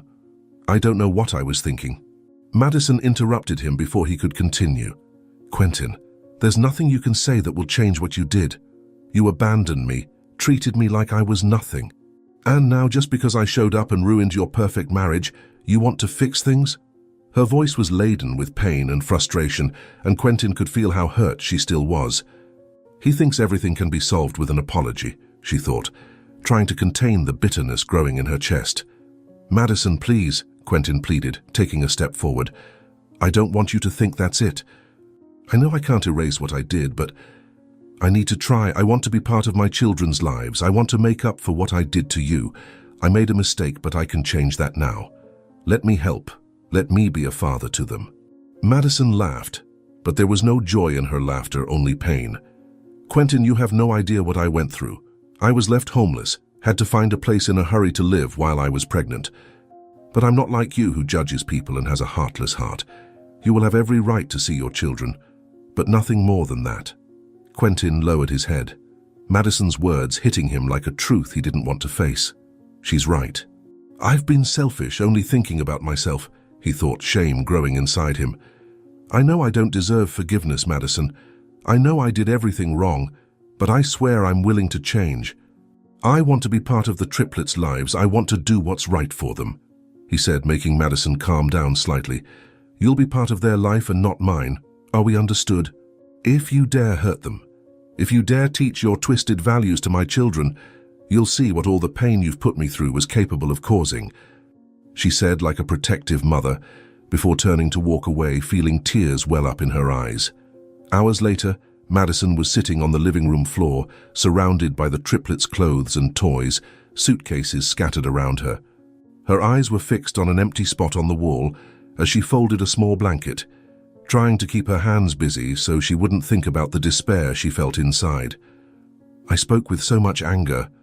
Not even to have him help us, I didn't explain anything. And now what am I going to do?" she thought, feeling the weight of the decision she had made. The fear of being evicted, of being left homeless with her children, made her tremble inside, but she knew she couldn't go back. "I can't trust him," she mumbled to herself, trying to convince her hurt heart that she had made the right choice. The sound of the doorbell interrupted her thoughts. She paused for a moment, her heart accelerating immediately. It must be the landlord. He must have come back to evict me, she thought, feeling tears stream down her face. The idea of being kicked out at that moment, with the triplets still so young, made her feel like the ground was disappearing from under her feet. Tears began to silently roll down as she wiped her face with the sleeve of her shirt. I was so stupid.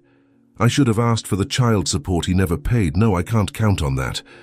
I had to have made it happen. I had to, she thought, her face wet with tears. With hesitant steps, Madison went to the door, each beat of her heart echoing in her ears.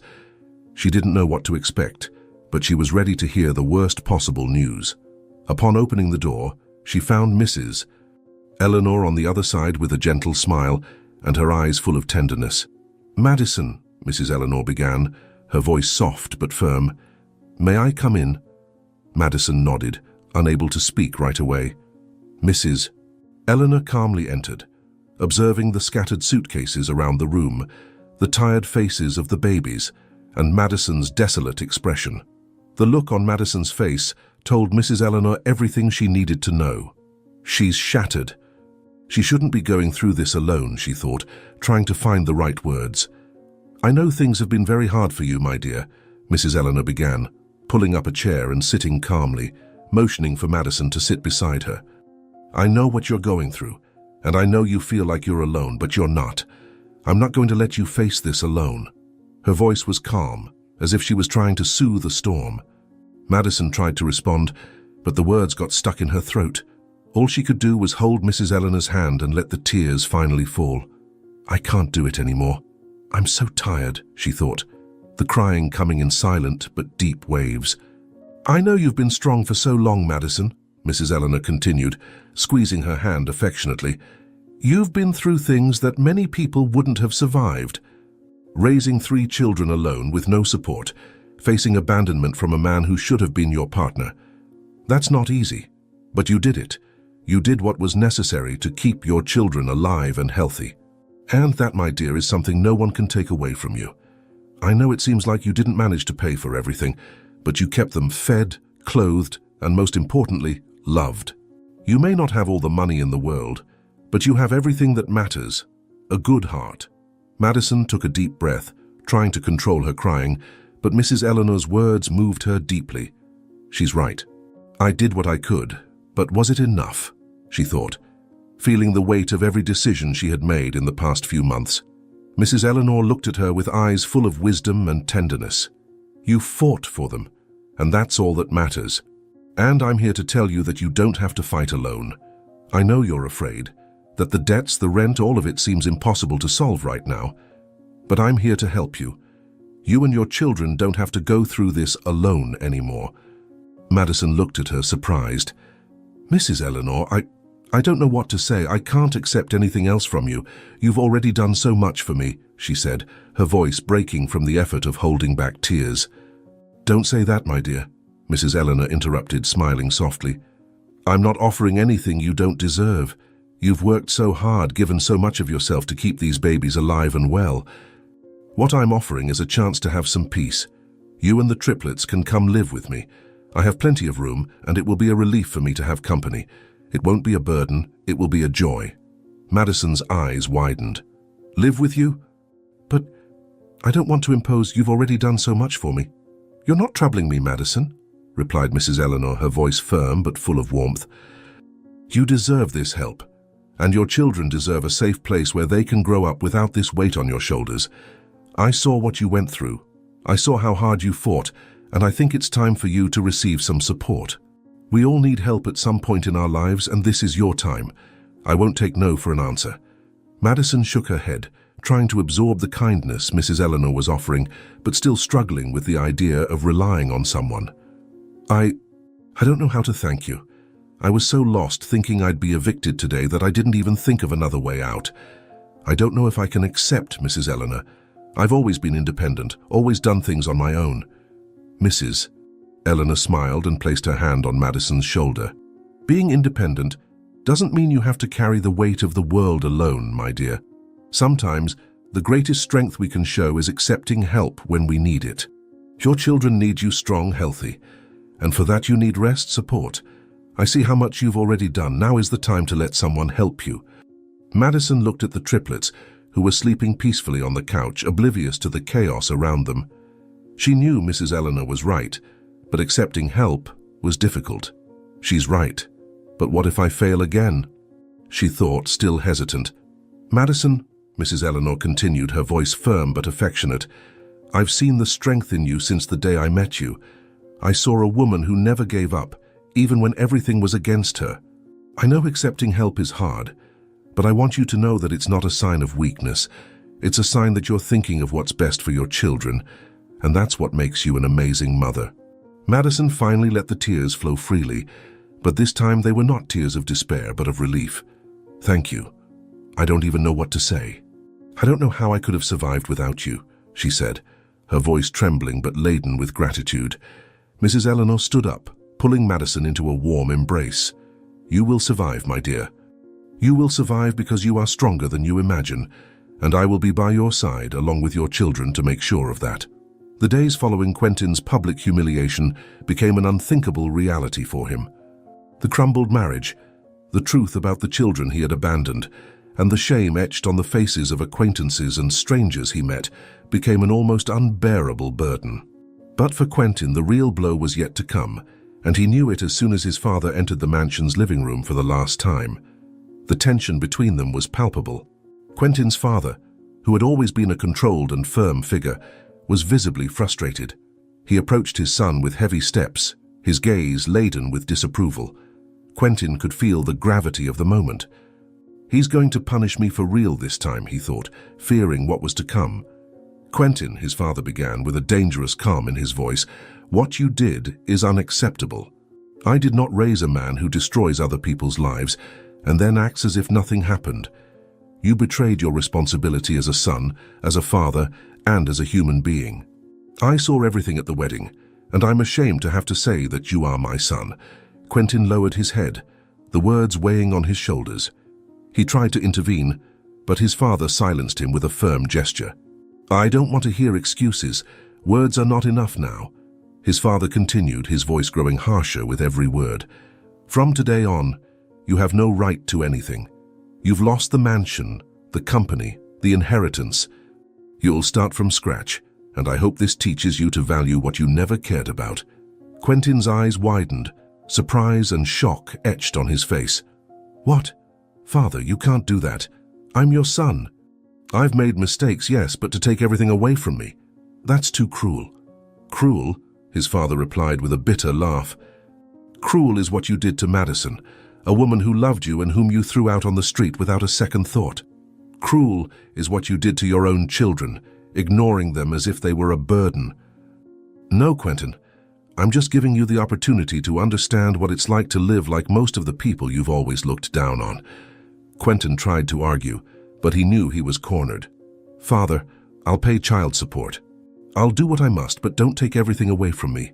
How will I survive without anything? No home, no job? His father shook his head, unrelenting. You'll find out. From tomorrow on, you'll work at the company, but not as the boss. You'll be a janitor. You'll do the work that Madison did for so long and that you never valued. You'll clean floors, tidy up the rooms, and you'll feel what it's like to be treated as someone inferior, just as you treated others. The shock washed over Quentin like a wave of ice. A janitor? Me? Father, please. This will destroy what's left of my dignity, he pleaded, his voice laden with despair. But his father had already decided. This is the only way for you to learn to value what you've always taken for granted. You'll clean the floors that you so often had others clean. You'll see what it's like to be invisible in the eyes of others. Perhaps then, Quentin, you'll finally understand what it means to be human. The next day, Quentin appeared at the company, but this time without the expensive suit or the air of superiority he always carried. Instead, he wore a janitor's uniform with the name Quentin sewn onto the shirt, a constant reminder of his new reality. He pushed a cleaning cart through the hallways, the eyes of former colleagues and employees following him with disdain or curiosity. Every step he took was a humiliation, every sweeping of the floor a blow to his pride. The employees' voices were muffled, but he knew they were laughing at his downfall. "That was the great Quentin, huh? Look at him now," one of them commented, barely bothering to lower his voice. "I deserve this.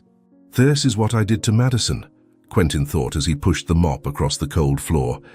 During lunch, Quentin sat alone in the staff room, a small and stuffy space he had never entered before. He could hear the whispers, feel the disdainful looks upon him.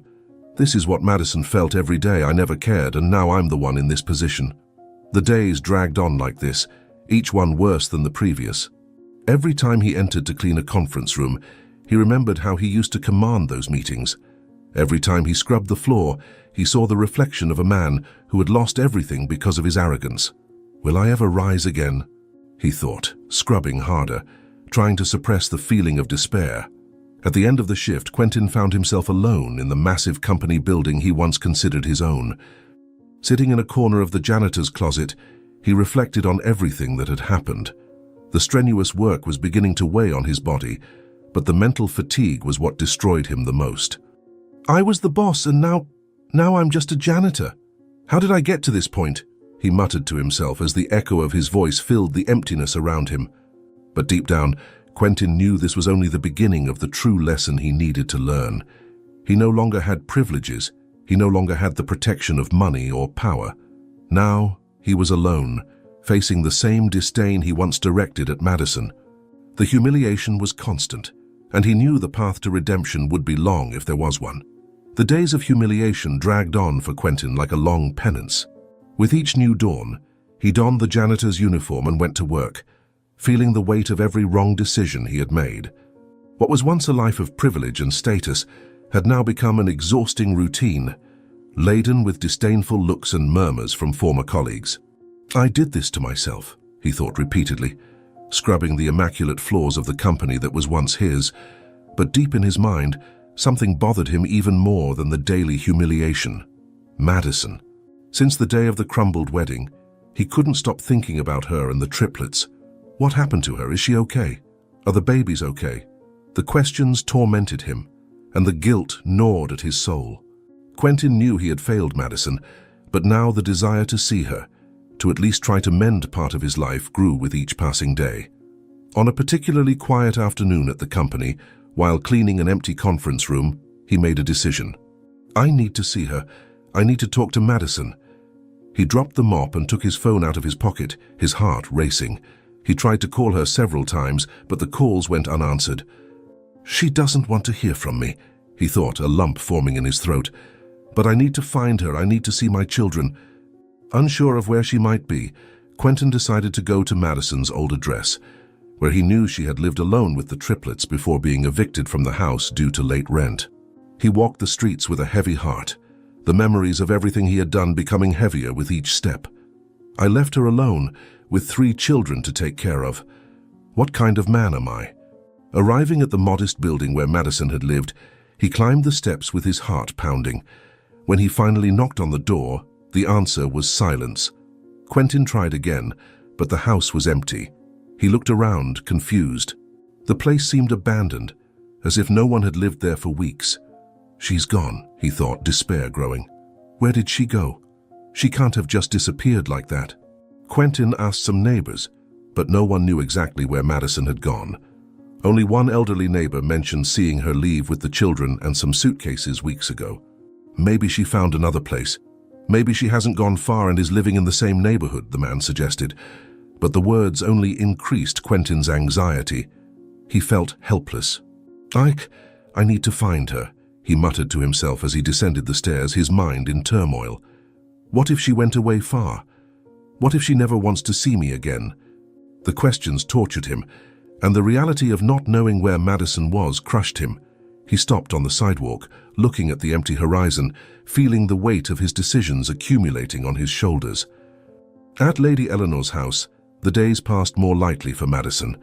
Although she still carried the weight of the difficulties she had faced, the welcoming environment and the loving presence of Eleanor and the triplets brought a new kind of hope.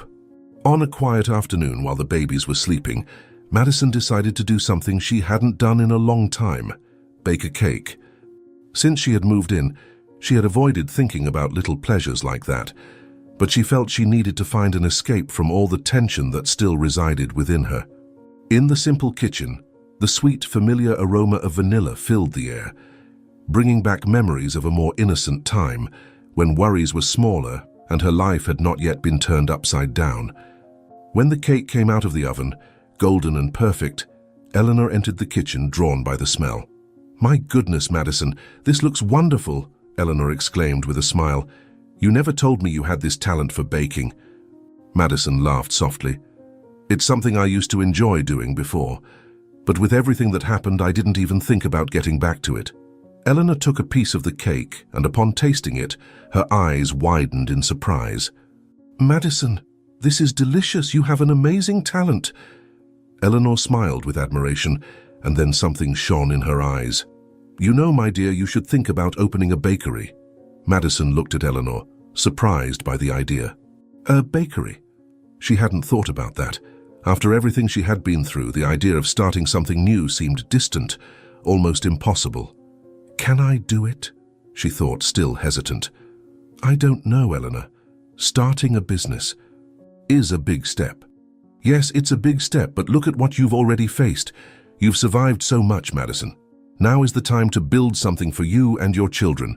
This cake is just the beginning. I'm sure that if you invest in this, you'll be very successful." Eleanor placed her hand on Madison's shoulder, encouraging her. "You have the talent, you have the courage. All you're lacking is believing in yourself." Eleanor's words echoed in Madison's mind for days. Maybe I really can do this, she thought, reflecting on the possibility of opening her own bakery. Eleanor continued to support her, offering ideas, and within a few weeks, Madison began testing recipes and selling her first cakes. The success was almost immediate, and soon she found herself with more orders than she could handle. Months passed, and Madison's small business flourished impressively. Orders for cakes, pies, and pastries grew every day, and she could hardly believe the direction her life had taken. "I never imagined I'd get here," she murmured to herself as she assembled a cake ordered for a wedding. On a sunny afternoon, Madison received a special order, a cake delivery near Quentin's company. She hesitated for a moment upon hearing the name of the place, but she knew she couldn't turn down an order. "I'm strong now," she thought. "I can get through this." With the cake properly packaged, Madison headed to the delivery location. As she approached the company, her heart began to beat faster, a mixture of nervousness and curiosity. She hadn't seen Quentin since the wedding, and she didn't know what to expect. When she arrived in front of the building, something made her stop. From a distance, she saw a familiar figure. It was Quentin, dressed in a janitor's uniform, cleaning the sidewalk. The shock took over Madison. "He's cleaning the sidewalk of his own company," she thought, incredulous. Seeing Quentin in this position, so different from how she knew him, was an unexpected blow. For a moment, she thought about continuing to walk, about ignoring him, but something inside her made her stop. Quentin, upon noticing Madison's presence, dropped the broom and ran towards her. "Madison, please listen to me." He was visibly shaken, and the humiliation in his eyes was evident. I know I don't deserve anything from you, but I need to ask for forgiveness. I need you to understand that I now know what you went through. I finally understood how much I hurt you." Madison remained silent for a moment, observing Quentin carefully. He was no longer the arrogant man who had despised her. Now he was vulnerable, clearly devastated by his own choices. "You really understand, Quentin?" she asked, her voice calm but firm. "Do you understand what it was like to be cast aside as if I were nothing? To raise 3 children alone without knowing how to feed them, while you lived your life without caring?" Quentin lowered his head, ashamed. "I understand, Madison. Now I understand. Everything that happened to me made me realize how selfish I was. I hurt you in a way I never should have. And I'm not asking you to forgive me right away, but I beg you to let me be part of our children's lives. They deserve to have a father, and I'm willing to do whatever it takes to be a father to them." Madison took a deep breath, her heart heavy but now lighter. He finally understands, she thought, feeling that something inside her was about to change.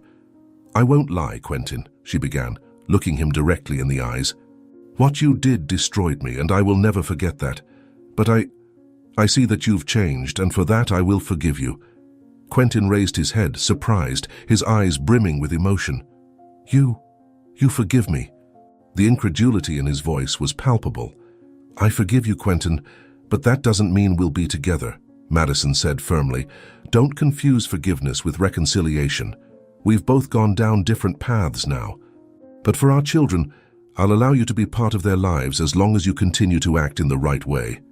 Quentin nodded, the gratitude clear on his face. "I promise, Madison. I promise I'll be the father they deserve." With one last look, Madison turned and walked toward the car, feeling that finally a part of her life had found closure. Quentin stood there watching her leave, knowing that although they would never be what they once were, he had a second chance with his children. The months that followed Quentin's life reconstruction were full of learning. Now humbler and more grounded, he dedicated himself not only to work, but mainly to being a present father for the triplets. Every day, Quentin became more involved in his children's lives. He devoted himself to them as he had never done before, savoring every moment. The relationship with Madison evolved into a respectful and friendly coexistence. Over time, they both found a way to balance their lives around the children, without letting past grievances hinder the future. The triplets' laughter always filled the environments they were in, and both Quentin and Madison were committed to creating a peaceful and caring environment for them. Since Quentin had started to get back on his feet and proved his worth at work with effort and humility, his father, who had initially taken away his privileges, began to see the genuine change in his son. Months after Quentin had been demoted to the position of janitor at the company, his father decided to call him for a talk. "Quentin, I've seen how much you've been striving," he said, his voice laden with sincerity. "You've learned to value what it means to truly work and understand the people around you, and for that, I'm going to give you a second chance at the company." Quentin was surprised, but very grateful. "I've learned, Dad. I now understand what it means to be responsible for more than just yourself," he said, with the humility he had learned these months. His father smiled slightly. "You'll start over in the administrative sector, but you'll have to prove your worth. The company is built on hard work, not status. I hope you get it right this time." With this new position, Quentin dedicated himself to growing again, but this time, he did it differently. He began to see work as an opportunity to help others, and not just a ladder to his own success. He still kept a tight schedule, but made sure to always be present for the triplets, making them feel loved and cared for. He took them to the park, to school, and taught them the importance of kindness and respect. Madison, on the other hand, continued her journey of success with the bakery. Her small business grew exponentially, and now with 2 stores she could barely keep up with the orders. But Madison felt complete. She had transformed her life through her effort and talent, and whenever she looked at the triplets, she knew it was all worth it. And as she devoted herself to work, Mrs. Eleanor remained an unwavering pillar in her life. Eleanor had become a second mother to Madison and a loving grandmother to the triplets, always present, helping with childcare and offering wise advice when needed. Eleanor was instrumental in keeping Madison steady during the most difficult times. On a quiet afternoon, as they were together in the bakery's kitchen, Eleanor watched Madison working on a specially ordered cake for an important event. She was always impressed by Madison's talent, but more than that, she was proud to see her thriving. "I told you, my dear," said Eleanor, with a satisfied smile on her face. "You made it. Look at everything you've built. This is all the fruit of your labor, your heart." Madison, with watery eyes, looked at Eleanor with gratitude. "I couldn't have done it without you, Eleanor. From the beginning, you believed in me, even when I didn't believe in myself. You gave me a home, you gave me support, and you were always by my side. I can't thank you enough." Eleanor, with her years of wisdom, simply smiled.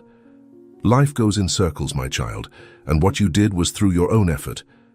I merely did what anyone should do, help those in need. And now look how you've grown. Your children are proud of you, and everyone who knows you sees the strong and determined woman that you are." Madison wiped her eyes, still emotional. "I always promise myself that I'll pay back what you did for me. You gave me so much." "You already have," replied Eleanor, placing her hand over Madison's. "You brought joy to my home, and you all became my beautiful family. You gave your children what many people can't, a home of love. And now you're giving the world sweets that bring happiness to so many people." The triplets, always running around the store, were like little rays of sunshine that lit up every corner they passed through. They had a deep bond with Eleanor, who often took them on walks or told them stories before bedtime. For Eleanor, seeing Madison and her children happy was the greatest reward. And then one day a new order arrived at the bakery. Madison received an order to deliver a cake to an event near the company where Quentin worked. Hesitant but determined to move on with her life, she accepted. On the day of the delivery, when she parked near the company, she saw something that paralyzed her for a moment. Quentin was in front of the building, wearing a different uniform with a focused expression as he organized some tasks. She got out of the car and observed for a few seconds, absorbing the scene. Quentin, who had once flaunted power and arrogance, was now working in an honest and humble way. He didn't seem like the same man. He saw her from afar and, surprised, walked towards her. "Madison," he said with a shy smile, "I didn't know you'd be around here." She smiled back, with a mixture of feelings. "I got a cake order for an event nearby. You look different," she said. Quentin nodded, his eyes full of understanding. "I am different. After everything I went through, I learned a lot. I just want to be a good father and keep doing things the right way." Madison looked at him, seeing the sincerity in his eyes. "You have been a good father, Quentin. The boys adore you, and I can see how much you've changed. I'm glad this has happened," she said. The two stood in silence for a moment, observing the small details of the moment. Quentin didn't ask for anything more than that. There were no more excuses, just the acceptance of his responsibilities and the life they now led. At the end of the day, Madison went home and, sitting with Eleanor, reflected on how things had changed. "He finally understood, Eleanor," she said thoughtfully. "And that's all that matters, my dear. Sometimes the path to understanding is the longest, but the important thing is that he got there." Gradually, life adjusted to this new normality. Madison continued to expand her bakery. Eleanor remained by her side, and Quentin continued to be a present and dedicated father. Although their lives would never again be romantically entwined, they had found a way to live in harmony, united by the love they shared for their children. And so, as the sun slowly set on the horizon, tinting the sky with shades of orange and pink, the triplets ran carefree through the backyard, their laughter echoing in the air like little symphonies of joy. The soft grass beneath their feet, the gentle wind caressing their faces. It was a simple moment but filled with meaning for Quentin and Madison, who watched from a distance. For the two of them, seeing their children playing and free from worries was the greatest reward after everything they had been through. Madison, sitting in a rocking chair on Eleanor's porch, felt an inner peace she hadn't experienced in a long time. She watched the boys with a tranquil smile, her mind floating between memories of the past and satisfaction with the present. "We made it," she thought as she rocked gently, the rhythmic sound of the chair almost like a background beat to the children's laughter. "Against all odds, against all the pain and humiliation, I managed to give them the life they deserve." She knew her journey to that point hadn't been easy, but every obstacle, every tear, every sleepless night caring for the triplets had been worth it. It was difficult, but it was necessary, she reflected, finally feeling at peace with the choices she had made.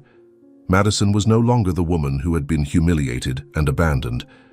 She was now a strong mother, a successful businesswoman, someone who had risen up and built a new life for herself and her children.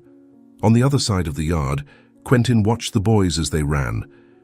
Each of their laughs seemed to fill the void he had felt for so long. Now, with a more mature and distant look from the arrogance of his past, he could understand the value of these small moments. He was no longer the man he had been, the one who cared only about status and wealth. He had learned through humility and hardship that the true value of life was there in simplicity, in the unconditional love his children had for him, and in the respect he had finally regained from Madison. "I was so blind," Quentin thought, reflecting on the choices that had led him to lose everything.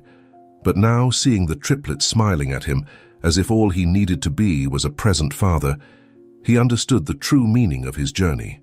"It no longer matters what I lost, but what I gained," he murmured to himself, his eyes welling up. There was no more pain in his heart, only gratitude for having gotten a second chance to be a better father, to be part of his children's lives, and to have Madison's trust to keep moving forward.